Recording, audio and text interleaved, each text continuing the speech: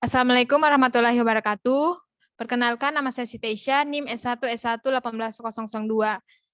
Jadi di sini saya akan menjelaskan tugas rekayasa perangkat lunak berbasis objek.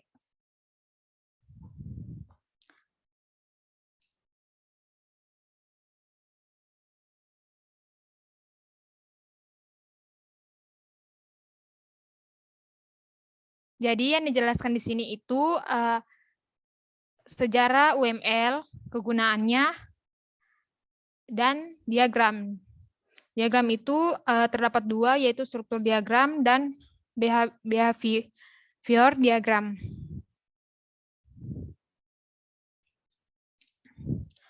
UML. UML adalah suatu metode dalam pemodelan secara visual yang digunakan sebagai sarana perancangan sistem berorientasi objek. UML juga dapat didefinisikan sebagai suatu bahasa standar visualisasi, perancangan, dan pendokumentasian sistem, atau dikenal juga sebagai bahasa standar penulisan blueprint sebagai software. UML diharapkan mampu mempermudah pengembangan piranti lunak, RPL, serta memenuhi semua kebutuhan pengguna dengan efektif, lengkap, dan tepat. Hal itu termaksud faktor-faktor scalability, robustness, security, dan lain sebagainya. Adapun sejarah dari UML itu dimulai pada tahun 1994, yaitu munculnya toko pelopor Bosch, Rumbaugh, dan Jacobot. Yang kedua yaitu pada tahun 1995 dirilis UML pertama versi 0.8. Yang ketiga yaitu pada tahun 1996 pengkoordinasian objek manajemen grup OMG. Yang selanjutnya yaitu pada tahun 1997 munculnya UML versi 1.1.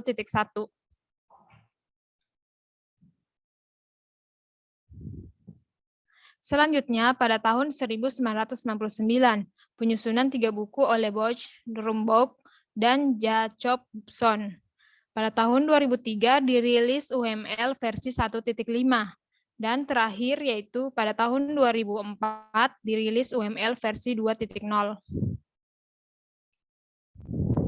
Selanjutnya yaitu kegunaan dari UML. UML dapat digunakan secara konsisten di seluruh pengembangan perangkat lunak. Yang kedua yaitu UML juga sangat cocok untuk berbagai area aplikasi dengan perbedaan persyaratan mengenai kompleksitas volume data, waktu nyata, dan lain-lain. Selanjutnya yaitu diagram. Dalam UML, sebuah model direpresentasikan secara grafis dalam bentuk diagram. Sebuah diagram memberikan pandangan bagian dari realitas yang dijelaskan oleh model. Jadi di dalam diagram ini terbagi menjadi dua, yaitu struktur diagram, behavior diagram. Struktur diagram terbagi menjadi 7. Yang pertama yaitu kelas diagram, package diagram, objek diagram, komponen diagram, profil diagram, composition struktur diagram, dan deployment diagram. Untuk behavior diagram terbagi menjadi 4, yaitu state machine diagram, use case diagram, activity diagram, interaction diagram. Interaction diagram terbagi menjadi 4, yaitu sequence diagram, interaction overview diagram, communication diagram, dan timing diagram. Selanjutnya yaitu struktur diagram.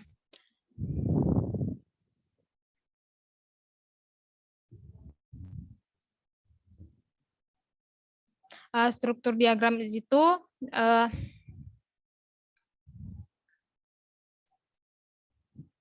UML menawarkan 7 jenis diagram yang seperti saya jelaskan seperti tadi. Jadi di sini itu saya hanya menjelaskan 3. Yang pertama itu kelas diagram. Kelas diagram adalah sebuah kelas diagram menunjukkan struktur yang statis dari beberapa kelas dalam suatu sistem. Kelas-kelas mempresentasikan suatu keadaan, atribut, atau properti, dan yang akan dikerjakan oleh sistem, metode, atau fungsi. Di kelas diagram ini terbagi menjadi 3, yaitu asosiasi, aggregation, generalization. Untuk konsep kelas diagram berasal dari model data konseptual dan pengembangan perangkat lunak berorientasi objek. Konsep-konsep ini digunakan untuk menentukan struktur data dan struktur objek dari suatu sistem. Kelas diagram didasarkan terutama pada konsep kelas, generalization, dan asosiasi. Misalnya, dalam kelas diagram, kita dapat memodelkan bahwa kelas, course, student, dan profesor, seperti pada contoh gambar di samping. Terjadi dalam suatu sistem. Profesor mengajarkan kursus dan siswa menghadiri kursus. Kemudian mahasiswa dan profesor memiliki properti umum karena keduanya adalah anggota kelas person. Hal ini dinyatakan dengan hubungan generalisasi.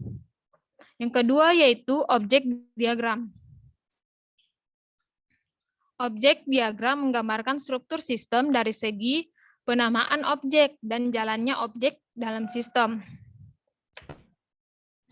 Sebuah objek diagram menunjukkan snapshot konkret dari status sistem pada eksekusi tertentu. Misalnya, diagram objek dapat menunjukkan bahwa seorang profesor yang mengajar mata kuliah, model berorientasi objek, dan pemrograman berorientasi objek. Yang ketiga yaitu package diagram.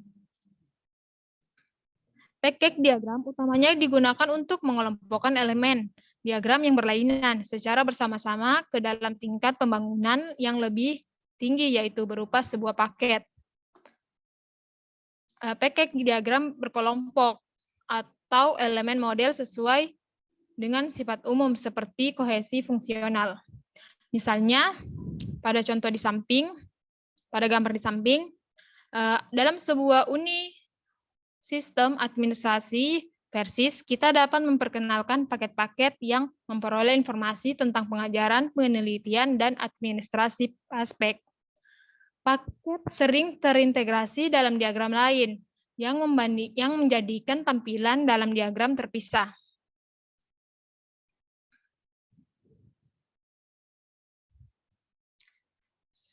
Selanjutnya yaitu di sini saya menjelaskan behavior diagram. Di sini saya hanya menjelaskan 4. Behavior diagram adalah kumpulan diagram yang digunakan untuk menggambarkan kelakuan sistem atau rangkaian perubahan yang terjadi pada suatu sistem. Yang pertama yaitu use case diagram. Use case diagram memungkinkan kita menentukan kebutuhan yang harus dipenuhi oleh sistem.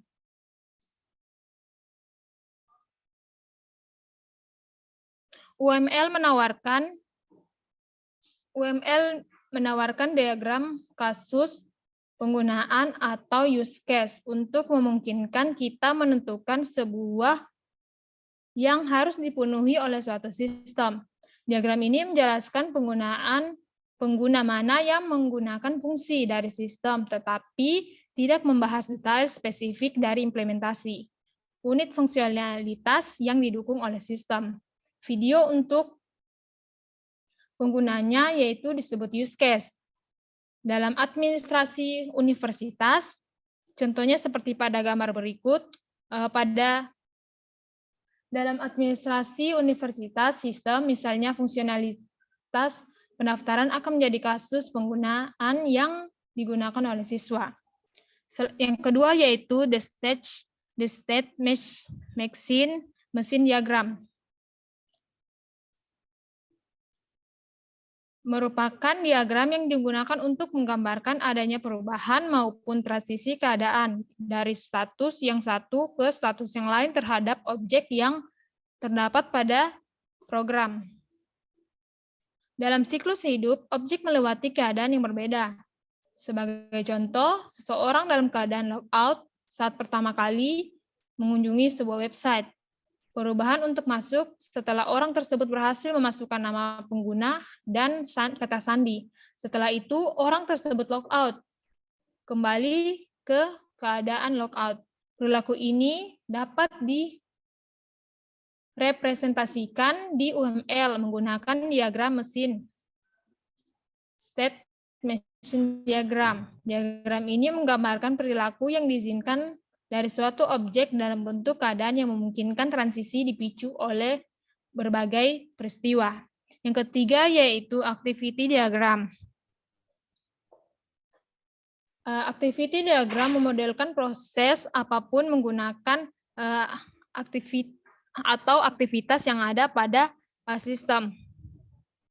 Kita dapat memodelkan proses apapun menggunakan activity diagram, baik bisnis, proses NES, maupun proses perangkat lunak. Misalnya diagram activity yang dapat menunjukkan tindakan mana yang diperlukan bagi siswa untuk berpartisipasi dalam kuliah dan tugas.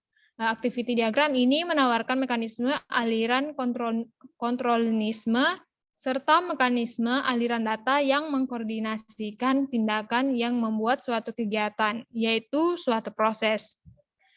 Yang terakhir yaitu the sequence diagram. Sequence diagram menggambarkan komunikasi antara objek yang berbeda. Sequence diagram menggambarkan interaksi antar objek untuk mengisi tugas tertentu. Misalnya, pendaftaran ujian di universitas sistem administrasi kota. Fokusnya adalah pada urutan kronologis dari pesan yang dipertukarkan antara mitra interaksi. Berbagai konstruksi untuk mengontrol urutan kronologis pesan serta konsep untuk modularisasi memungkinkan kita untuk memodelkan interaksi yang lebih kompleks. Selanjutnya yaitu